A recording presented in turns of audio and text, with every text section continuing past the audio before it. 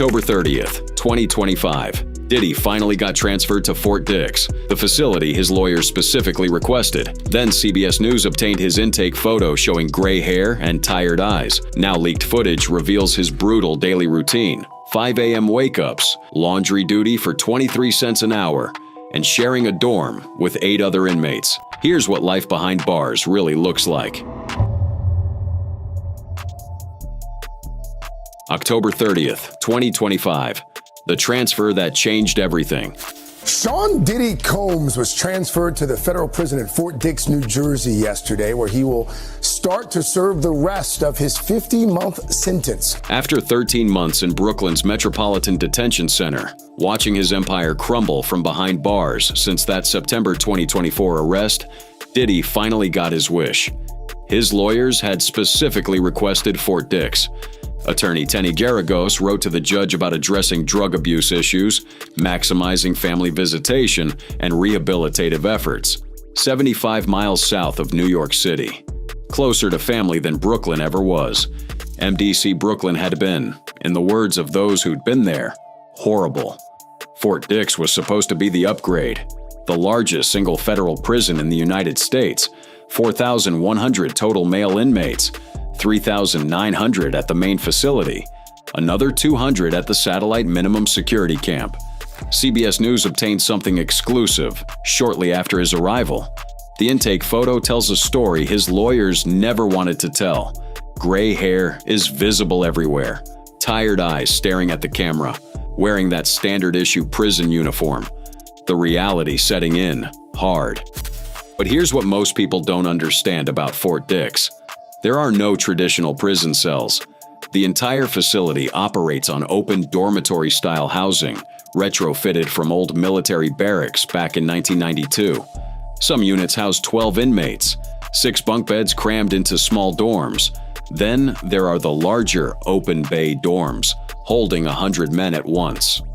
Think about that. 100 men trying to exist in one space. According to publicist Judah Engelmeyer, Diddy's sharing a room with 8 other inmates, not getting special treatment and living among the general population. The man who once had personal assistants to fetch water bottles, now waiting in line for a toilet. 5 a.m. every single day. Fluorescent lights flood the dorms. There's no sleeping in, no exceptions. Inmates scramble to get ready. Line up for head count. The regimented schedule begins whether you're ready or not. By 6 a.m., it's breakfast. Mass-produced institutional food. Nothing remotely close to his former lifestyle, no personal chef, no catering, standing in line with everyone else and eating what's served. Complaints are not accepted, and most of the time, not even considered. Then comes the work assignment everyone's been talking about, the laundry facility and the chapel library position. In the clip obtained by TMZ, the disgraced rapper could be seen taking off his blue jacket and scarf while chatting with another inmate at the prison's media library in the chapel. Combs was reportedly getting ready to begin his work shift, which consists of giving movies and religious materials to other inmates. TMZ obtained footage of this reality. Diddy sorting uniforms for inmates, washing linens and sheets, operating industrial dryers with mass loads of garments daily. Federal inmates are required to work, period. The irony isn't lost on anyone who remembers the designer brands, the $1,000 outfits. Someone online put it perfectly. Diddy once paid people to wash his sneakers. Now he's scrubbing floors for free. CBS News also revealed his second assignment at the chapel library, distributing movies to inmates and handling religious materials, which is considered to be one of the more desirable jobs at Fort Dix. Quieter than laundry. Definitely quieter than kitchen duty. It came with actual perks, access to a private air-conditioned office. His publicist called it warm and respectful and rewarding. Said he works in the chapel library. They tried making it sound almost pleasant. The reality? He's just doing what he's told. Just like everyone else. No choices and no control. Work assignments stretch to 4 p.m. Multiple head counts throughout the day. Officers are constantly verifying everyone's present, which can happen 5 to 6 times daily. This means constant interruptions to whatever they're doing, a routine that'll surely exhaust anyone eventually. Evening brings limited recreation time, access to the prison yard, basketball courts if you want them. a track for walking or running. TV room with basic channels and no internet access whatsoever. Phone calls heavily monitored, every word potentially recorded. And about those phone calls, CBS News reported Diddy violated prison rules making a three-way call on November 3rd. They claimed he was having a conversation with his legal team about issuing a statement to the New York Times. That phone call got him 90 days without phone and commissary privileges.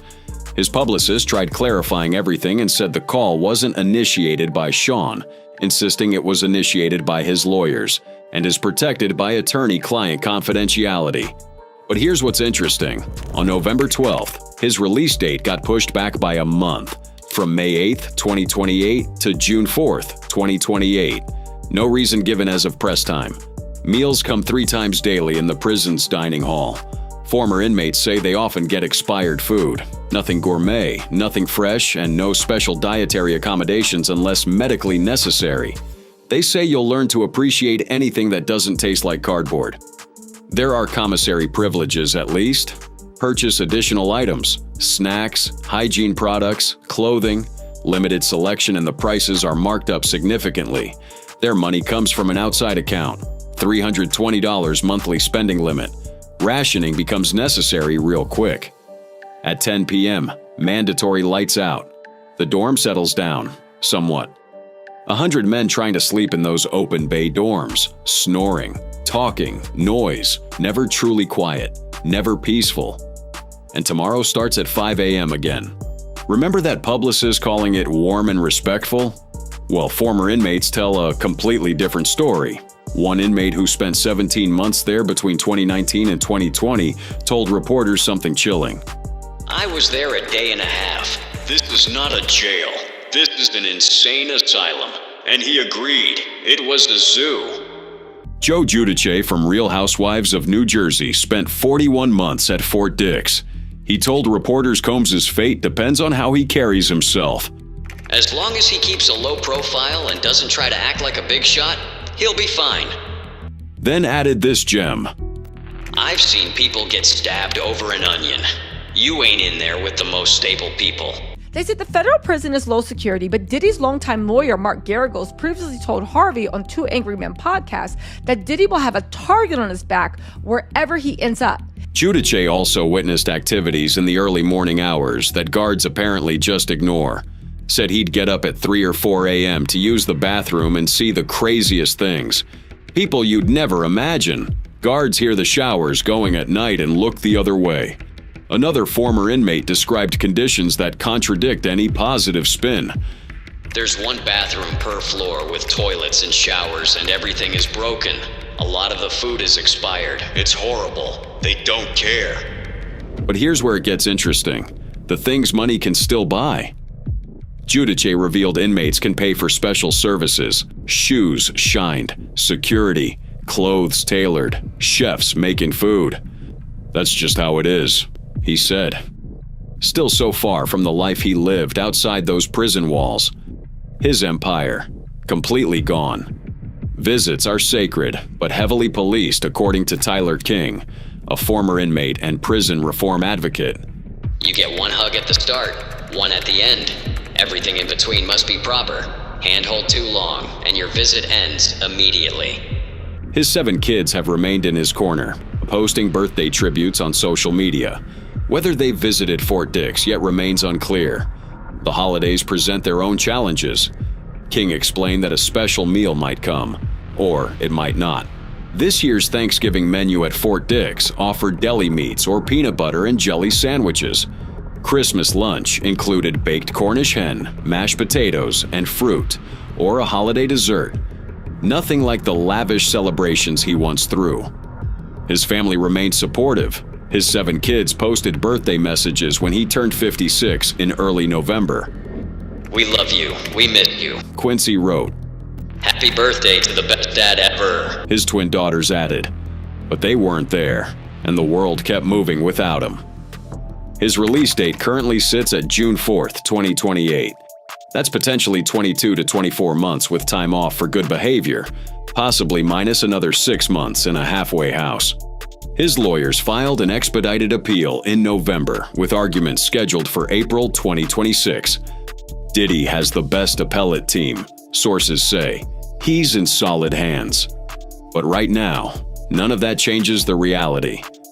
Every morning at 5 a.m., the lights come on. Every day, he reports to work. Every night, he returns to that bunk in a room full of strangers. The man who once had everything now has a prison number and a release date that feels impossibly far away. But routines and schedules only tell part of the story.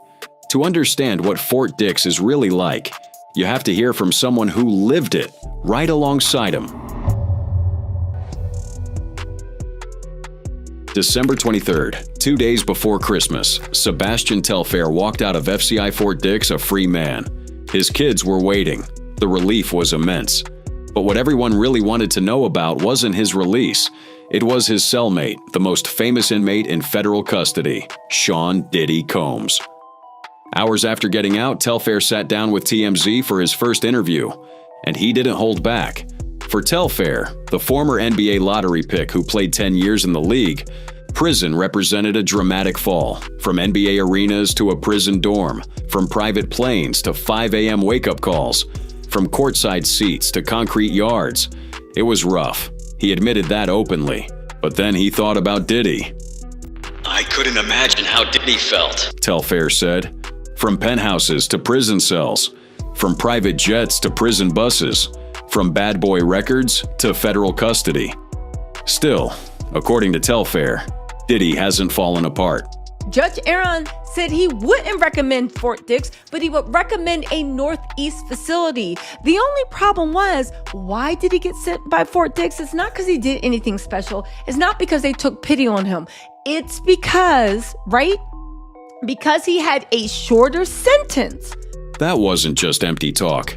Telfair had seen it firsthand. He'd been living in the same facility, walking the same yards, eating the same meals. He watched Diddy navigate a world that strips away every advantage fame and money provide, and what he saw was someone maintaining composure, following the rules, staying disciplined. Where he's at, they're gonna help him, Telfair added, referencing Fort Dix's RDAP program, the drug treatment initiative that could potentially reduce Diddy's sentence. Telfair wasn't being judgmental. He was being honest. Everyone saw the lifestyle, the parties, the excess, the freak-offs that became central to the prosecution's case, the drugs, the control, the manipulation. Now in prison, that life had stopped. Completely. And maybe, Telfair suggested that forced pause was exactly what Diddy needed. This is what kills me about the prison system. They know. Because these people, if you're doing life in jail, you got life, man. Prison viewed as a forced reflection, time to evaluate, time to heal. A perspective you don't hear often, but one that made sense coming from someone who just lived it. I couldn't imagine how Diddy felt, but Diddy's holding it down. He's doing what he's got to do. Diddy was living a rock star life, so I'm glad he's going to get the time to just relax. Diddy's in good spirits. He's still Diddy. That statement, Diddy's still Diddy, carried weight, not because it excused anything, but because it revealed something about identity behind bars. Prison doesn't change who you fundamentally are. It tests you. It strips away the facade. But the core remains. Telfair said Diddy's in good spirits, not broken, not depressed, not falling apart. Still carrying that confidence that made him a mogul in the first place. Just now, in olive prison greens instead of designer suits. These first photos of Diddy at the Fort Dix Federal Correctional Institution in South Jersey surfaced on TMZ over the weekend. In one, Diddy is smiling in his gray knit cap, looking happy and relaxed. This was not he image people expected. Not the broken mogul tabloids wanted to portray. Just a man adjusting to a new reality. Finding routine, finding structure, finding humanity in an unexpected place. Telfair mentioned meeting good people inside, not just Diddy, but others. Men from all walks of life, all with stories, all serving time. The prison community formed bonds that wouldn't exist anywhere else. The contrast between their experiences was striking. Telfair received early release, December 23rd, when he expected December 26th. A genuine Christmas miracle for his family. But Diddy, he'll likely serve his full term. Different charges, different outcomes, yet the same daily experience. Same food, same dorms, same 5 a.m. wake-ups. Fort Dix isn't the MDC Brooklyn where Diddy started. That was maximum security. Dangerous, isolating. Fort Dix is minimum security, more freedom, better programs. The location chosen specifically by Diddy's legal team for its rehabilitation opportunities and proximity to family for visitation. Federal judge this afternoon has approved their appeal of the verdict to be heard as early as next spring. They want both charges dropped, claiming the law was mistakenly applied to his case. The RDAP program Telfair referenced could be game-changing. Federal drug treatment programs can reduce sentences by up to 12 months. For someone facing 50 months, that reduction matters significantly. Telfair's own journey to Fort Dix came through violation of supervised release. After pleading guilty in 2023 to healthcare fraud, he walked with probation, 3 years supervised release, community service requirements, regular check-ins. But he didn't complete the community service, didn't report consistently, small violations that added up. August 2024, the judge sent him back. 6 months at Fort Dix, supposed release in February 2025. But he got out early. Good behavior. Were you aware that you were going to come home 2 days before Christmas? No, I thought I was going to come home 2 days after Christmas. Okay. And then, God always doing what he do for me, so. That healthcare fraud case was massive. 18 former NBA players total, all submitting fraudulent medical claims against the NBA's health and welfare plan. Dental work that never happened, medical procedures never performed, total losses around $4 million. The scheme eventually collapsed. Federal investigators don't miss financial fraud of that scale. Indictments came in October 2021. Telfair fought initially, then accepted reality. The plea deal in 2023 seemed generous. Then he violated terms, and the leniency evaporated. But now, released and looking forward, Telfair had news.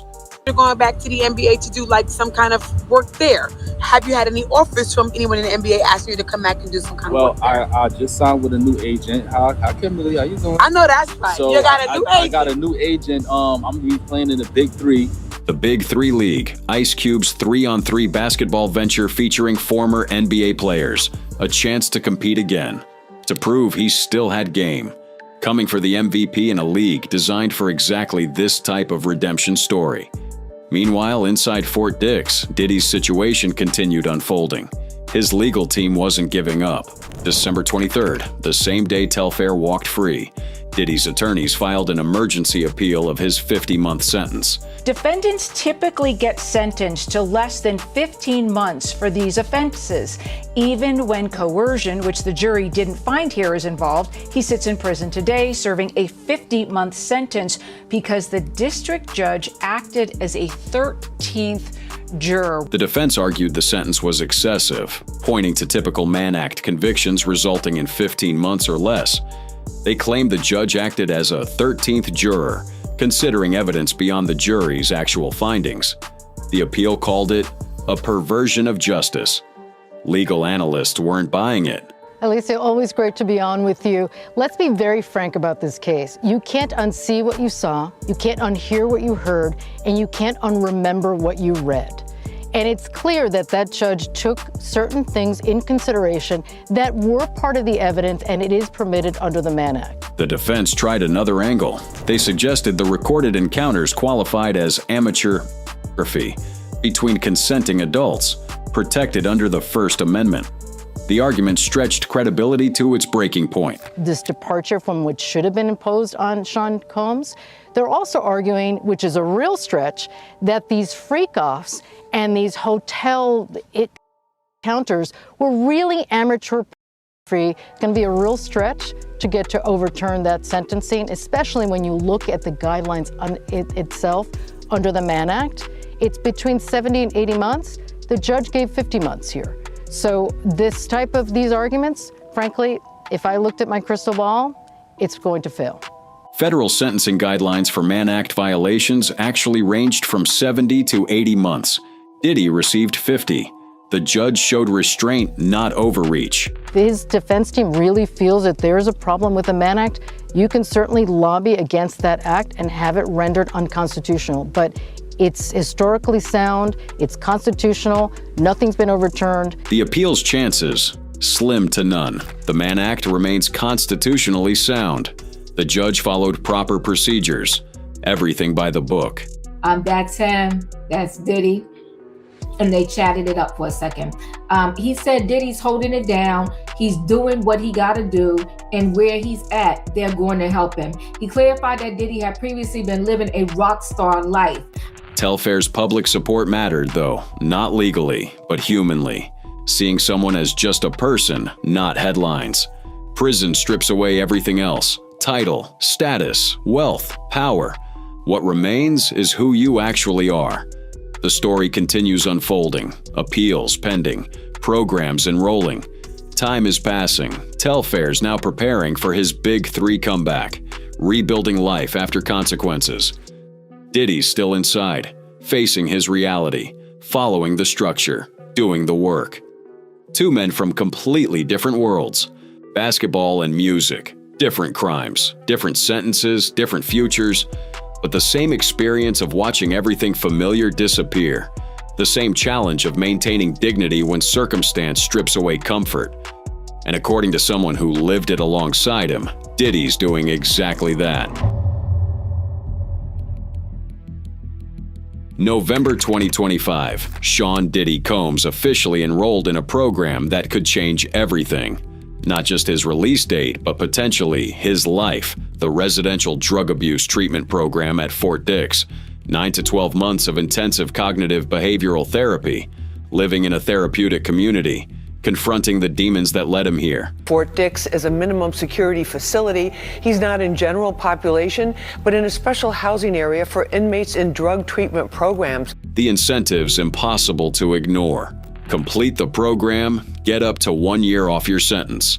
For Diddy, that means May 2027 instead of May 2028. 12 months of freedom.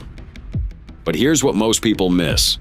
RDAP isn't some easy checkbox program. It's the Bureau of Prisons' most intensive drug treatment, modified therapeutic community model.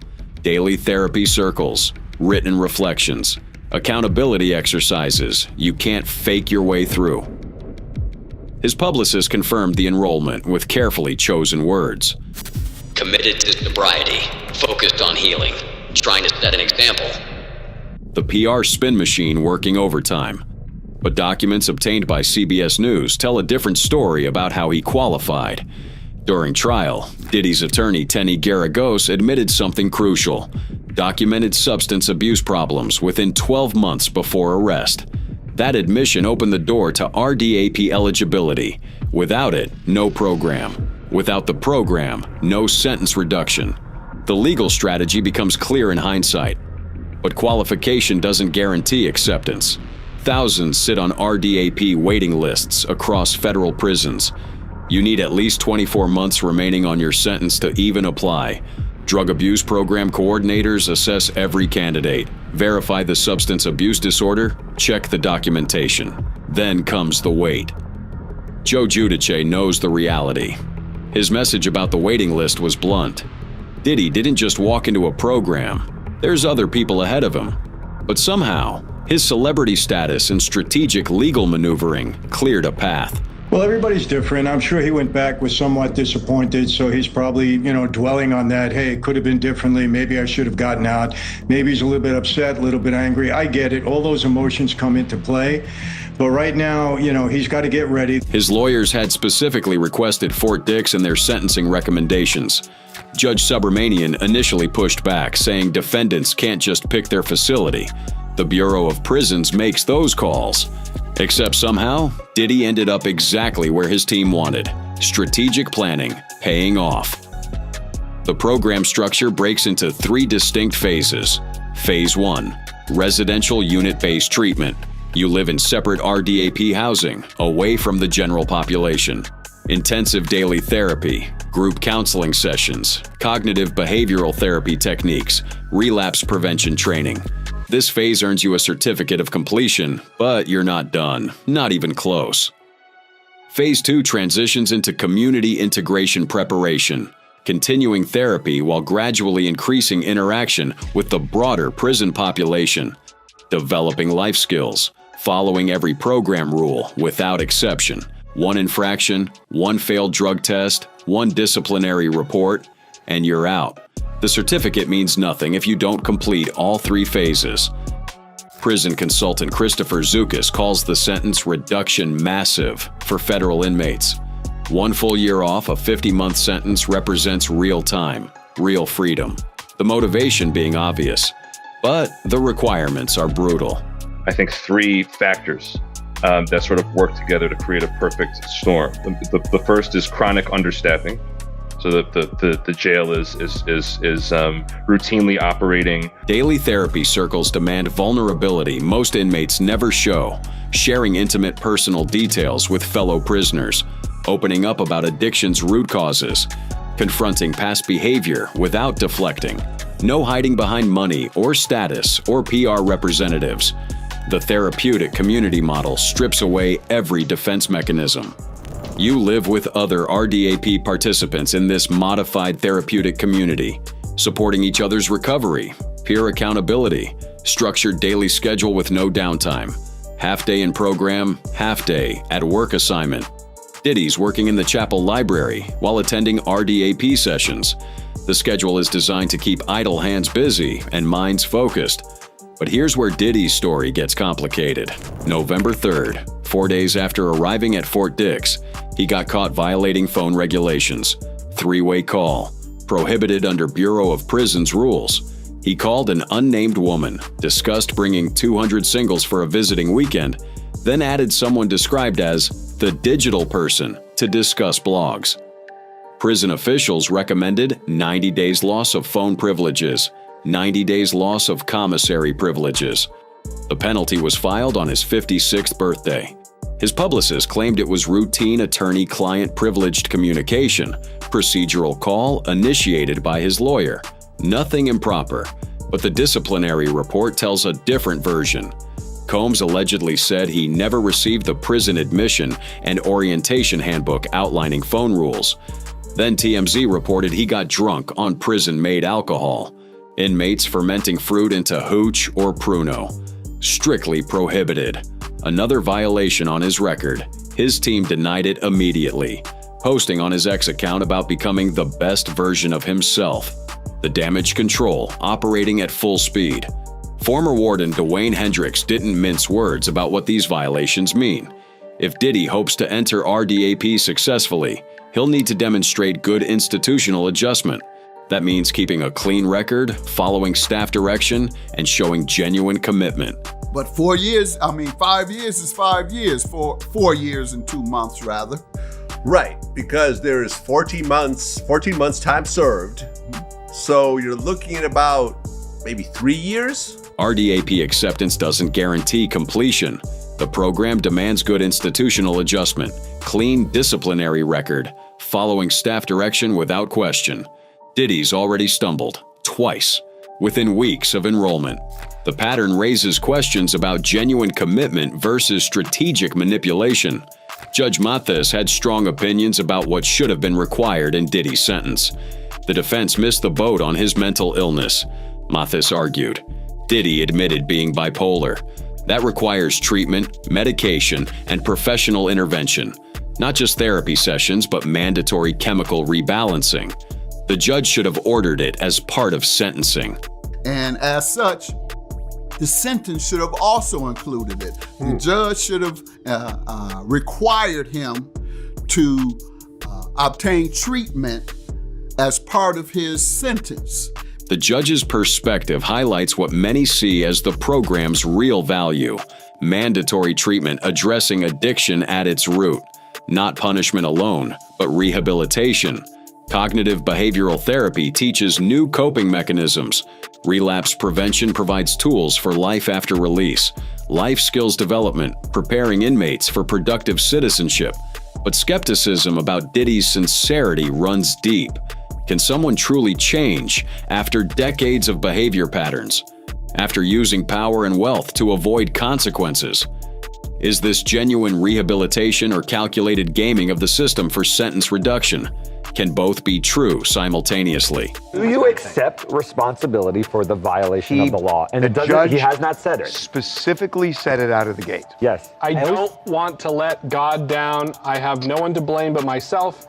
I know I will never put my hands on another person again. The therapeutic community model forces confrontation with these questions. Living with other participants who've hit rock bottom strips away pretense. Peer accountability means fellow inmates call out manipulation. The vulnerability required being intense. Many don't complete RDAP precisely because they can't sustain that level of openness. What disqualifies participants? Getting caught with contraband, any rule violations, failed drug tests, not participating fully in therapy, missing required sessions, bad behavior reports. The bar was set high intentionally. RDAP isn't meant to be an easy time off your sentence. It's meant to fundamentally change how you think about addiction and consequences. Diddy's violations already threaten his eligibility. The phone call incident alone shows disregard for rules.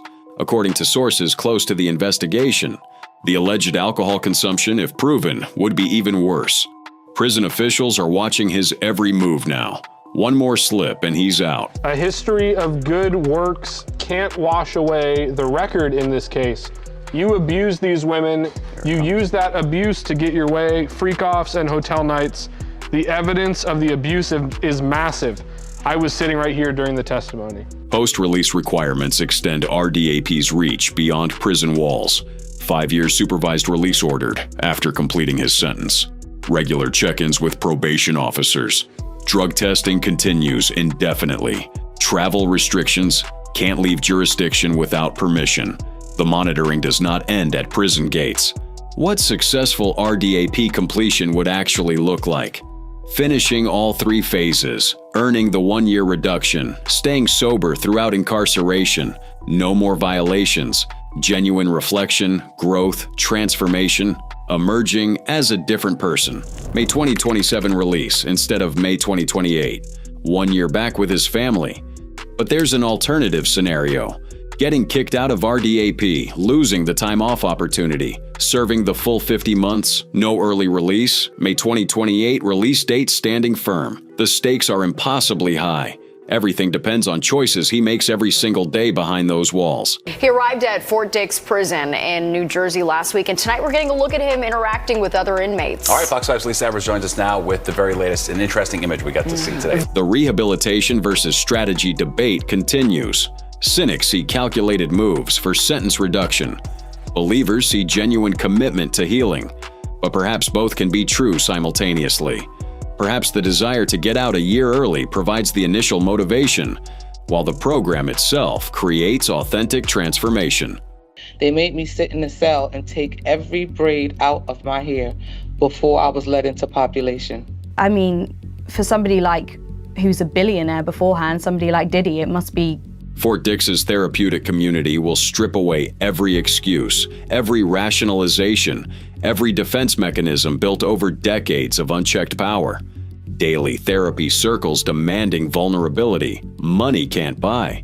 Group counseling requiring honesty status can't fake. Peer accountability from fellow inmates who see through celebrity facade. Judge did say earlier you have not expressed remorse for the Mann Act violations. He's now showing that remorse. Well, he's also, no. You've got to address that directly. The transporting you of the got to say, I should prostitutes? never have done what I did by hiring. Not said that. And that's what the judge is asking. I should never have transported That's what the prostitutes judge is asking for. Yeah. The judge has given him a huge signal. And if he completes it, if he emerges sober, self-aware, genuinely changed, then RDAP will have proven its worth, once again. Not because Diddy deserves redemption more than anyone else, but because the program works when participants commit, because addiction treatment reduces harm, because rehabilitation serves society better than simple warehousing.